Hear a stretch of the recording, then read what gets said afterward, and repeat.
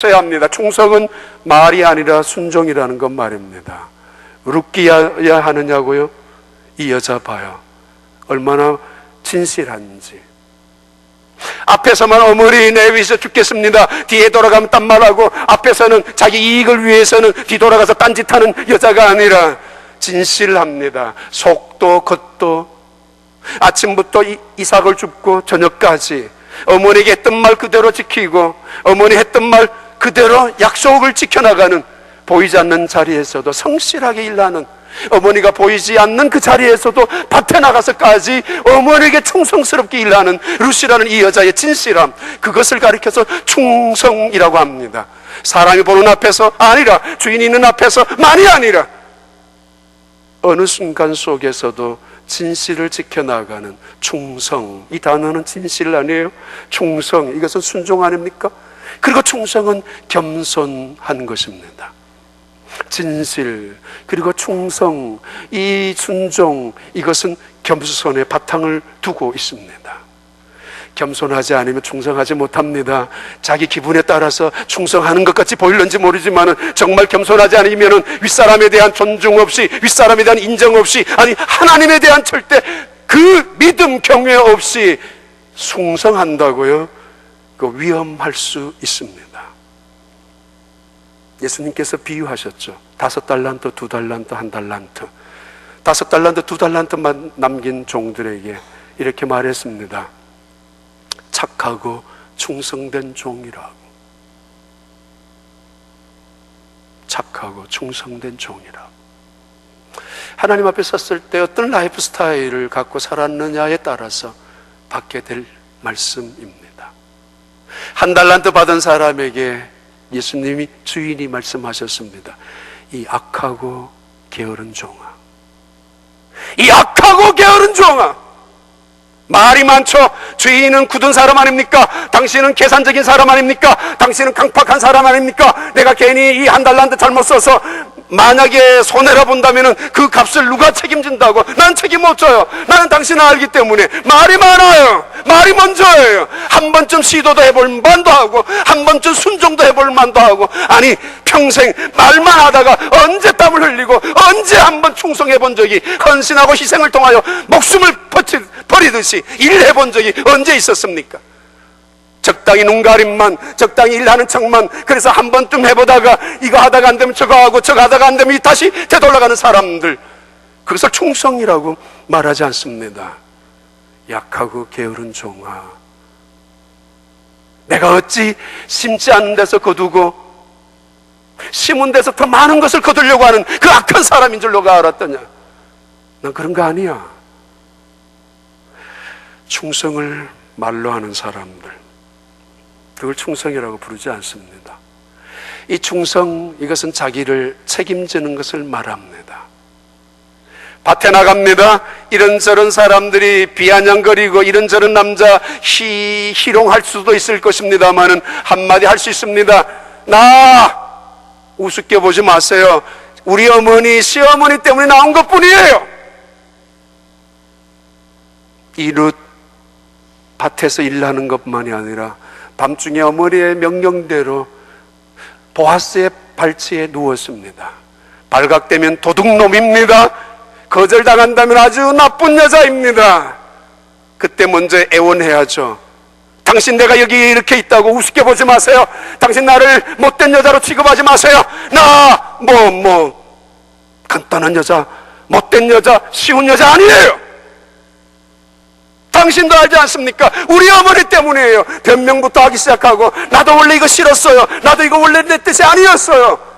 내 어머니가 시키는 데서 할 수 없이 죽지 못해서 그냥 여기 누워있는 것 뿐이에요. 그래서 충성을 잃어버리고 말죠. 좋은 거는 자기가, 나쁜 건 남에게. 이거 원래 내 뜻이 아니란 말이에요. 그러니까 밉상이죠. 나는 원래 이것이 원하지 않았는데. 그렇다고 만약에 영접받는다면 맞아, 이거 내가 원했어요 라고 말할 수 있는 사람들, 그걸 충성스러운 사람이라고 말하지 않습니다. 룻이라는 이 여자, 충성스러운 여자, 헤세드의 이 여자, 하나님의 충성이 무엇인가를 알고 있는 이 여자, 단지 고백합니다.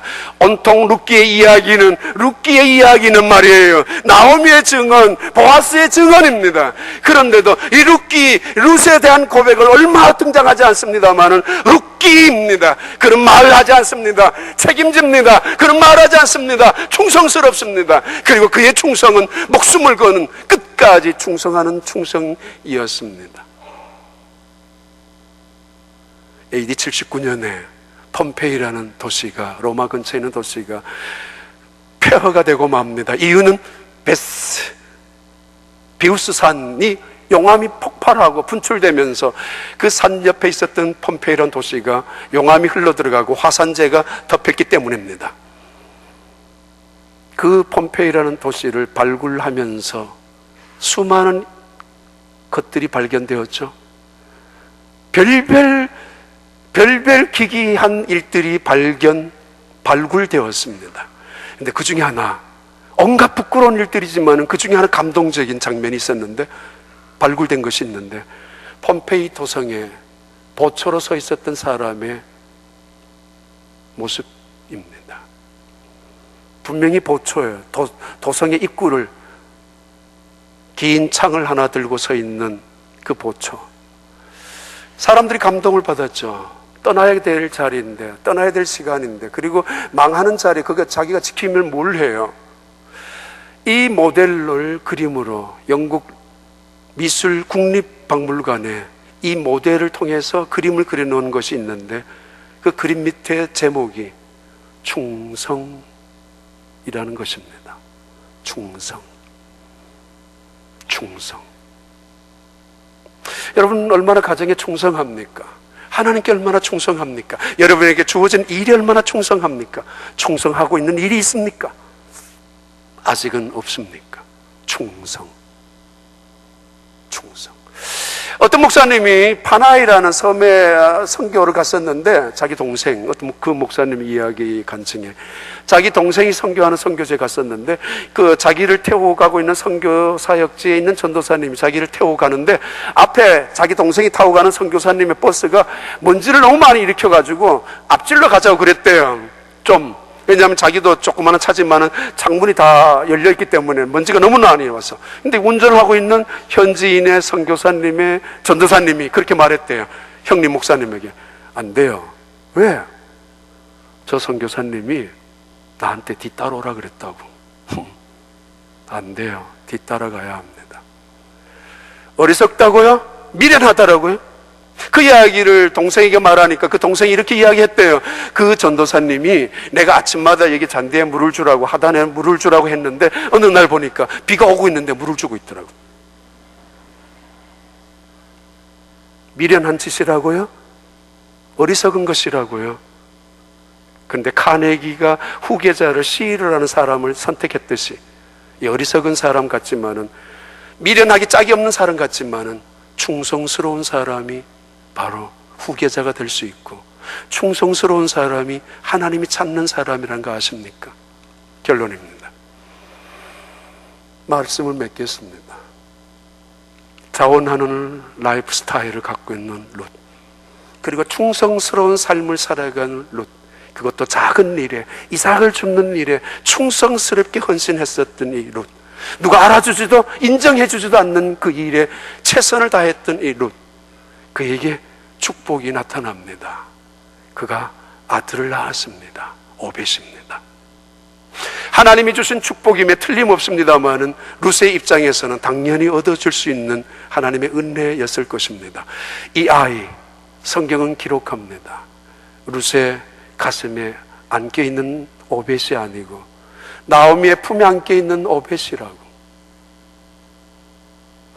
그 아이를 잉태하고 출산하는 과정 속에서 겪었던 아픔과 고통, 괴로움, 그러나 그 아이를 가슴에 품고 그 아이에게 젖먹이는 순간에 그 모든 고통이 순식간에 사그러지고 기쁨과 행복이, 어머니의 최대의 행복이, 최고의 기쁨의 순간이 아이를 가슴에 품고 안는 순간 아닙니까? 그런데 그 기쁨을, 그 영광을 어머니에게 양보합니다. 어떻게 살아가는 거냐고요? 봉사는 어디에 있느냐고요? 믿음이 무엇이냐고요? 하나님께 있습니다.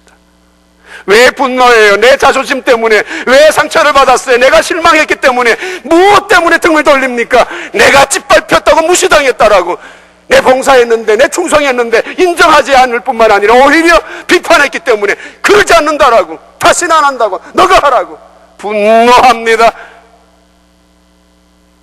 룻의 헌신, 당연히 그가 품어야 될 아이였지만은, 오벳이었지만은, 성경은 그의 양육자가 나옴이라고 그렇게 고백하고 있습니다. 1962년도 영국의 웩 선교단체에 파송을 받고 콩코라는 곳에 선교를 간 여자 선교사님이 계십니다. 캠브리지 대학에 22살에 졸업하고 그것도 수석으로 졸업한 의사였습니다. 그가 27살 때 콩고로 선교사로 가서 거기에서 나한 자들을 치료하는 선교 사역을 감당하고 있었습니다. 콩고에 내란이 일어나면서 이 여자 선교사님 붙잡히게 되고, 그리고 4개월 반 동안 고문과 감옥 속에서 가두어지게 됩니다. 살점이 찢어지는 처녀의 이 모습, 이 아픔, 그러면서도 군인의 6명에 의해서 능욕을 당하는 그 비참한 지경에까지 들어가 있는, 그래서 혀를 깨물고 죽으려고 몇 번이나 발버둥을 쳤었던 그 여자 헬렌 로즈비어라는 선교사님이십니다. 2년 후에 간신히 살아남았던 이분은 영국으로 추방됩니다. 영국으로 추방당한 이분은 콩고에 대한 관심 때문에, 사랑 때문에 그렇게 잔인할 정도로 비참하게 짓밟혔던 자신이지만은 콩고로 되돌아갑니다. 콩고로 되돌아갔을 때 많은 콩고 사람들이 그를 환영하고 그리고 그를 따라오기 시작하지만은 그가 47살 때 다시 콩고 정부로부터 이제는 영원히 추방을 당합니다. 영국으로 건너온 이 헬렌 로즈비어 이 여자 선교사님은 약 4만 명이 운집한 젊은 사람들 앞에서 울면서, 그리고 기뻐하면서, 그리고 하늘을 바라보면서 간증을 했습니다. 지난 20년 가까이 콩고에서 사역했었던 그 사역을 이야기하면서 나무를 하나를 두고 껍질을 벗겼습니다. 그리고 다시 껍질을 벗기면서 이 껍질이 벗겨지듯이 내가 그 땅에서 능력을 당했었다라고, 그래서 하나님을 향하여 원망했었대요. 어떻게 이럴 수가 있느냐라고. 지성과 미모를 정말, 그리고 좋은 가문에 태어났던 이 로즈비어라는 이 선교사님, 왜 하나님께서는 그런 면류관을 주지 않을 망정 이렇게 비참할 정도로 처참한 자리에 떨어지게 했었는가? 어느 날 하나님의 음성이 들렸답니다. 로즈비어라는 이 선교사님한테, 너가 그렇게 능력을 당했는 것이 그렇게 억울하냐, 그렇게 비참하게 느껴지느냐? 내 아들 예수는 이 땅에 가서, 그 땅에 가서 얼마나 능력을 당했는 줄 알아? 어제 오후에 패션 오브 크라이스트라는 영화를 TV에서 나오길래 처음부터 끝까지 보았습니다마는 얼마나 능력을 당했는지, 조롱을 당했는지, 군인들에 의해서, 백성들에 의해서 정말 그렇게 수난을 당했었는지 너 아느냐? 그 음성을 듣던 헬렌 로즈비어 이 선교사는 그 뒤로부터 자기의 살점이 찢어지는 것이 이 나무의 껍질이 벗겨지는 것처럼, 그래야 새싹이 나고, 그래야 새로운 생명이 꿈토고, 그래야 나무가 자라면서 그 땅이 풍성한 나라로 되어지는 것처럼, 그래, 나를 때리려면 때려라, 나를 찌르려면 찔려라, 나를 벗기려면 그 벗겨서 내 살점을 찢어가라, 그러려면 그래라 라는 마음으로 그때마다 주님께서 그에게 속삭였다고 합니다. 그래, 내가 너의 충성을 알고 있어. 내가 너의 충성을 기억하고 있어.